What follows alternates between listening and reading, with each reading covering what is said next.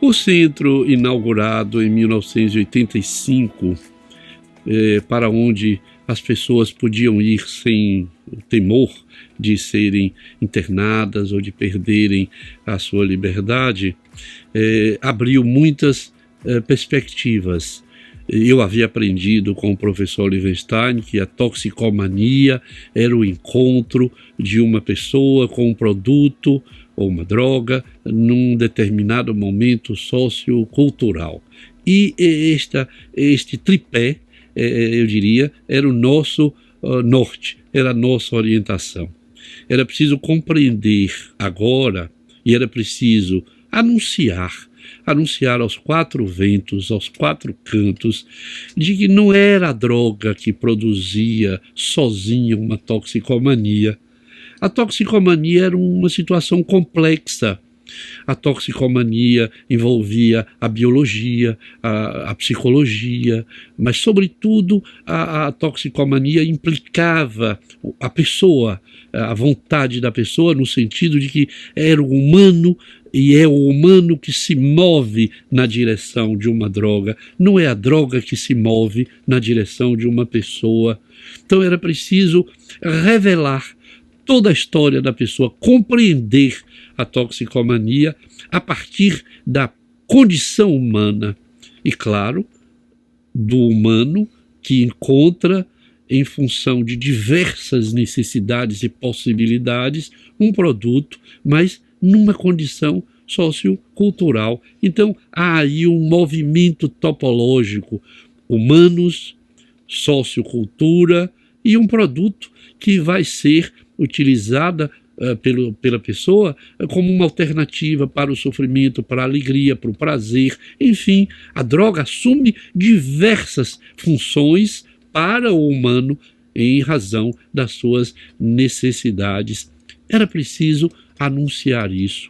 Mas nós tínhamos uma grande dificuldade, que era a maconha, o uso da maconha, o lugar que o social brasileiro havia colocado a cannabis sativa.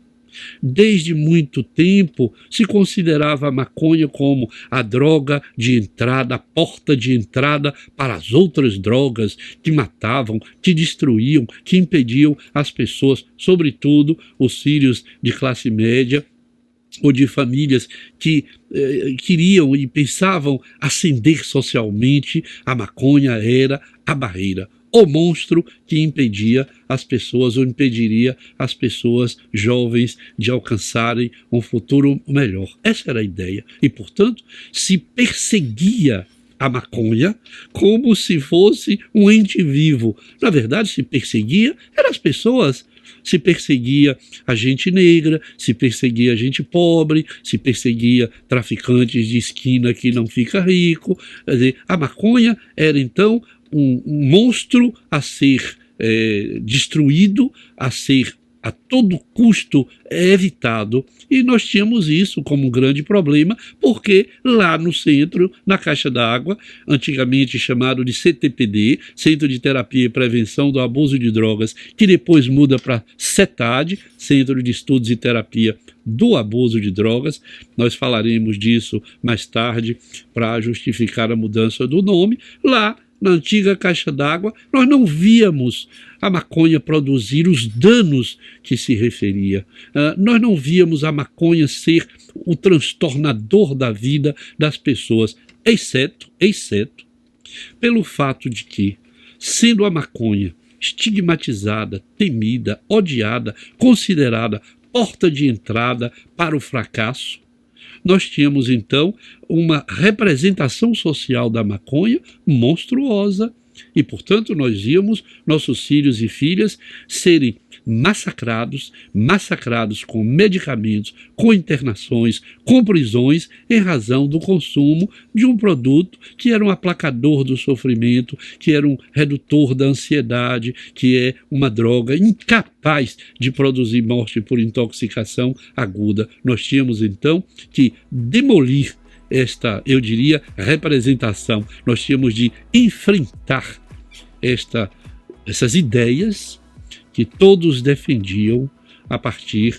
desta monstruosidade que se atribuía à maconha. Nós vamos ter que falar um pouco mais disso em outras ocasiões das nossas conversas.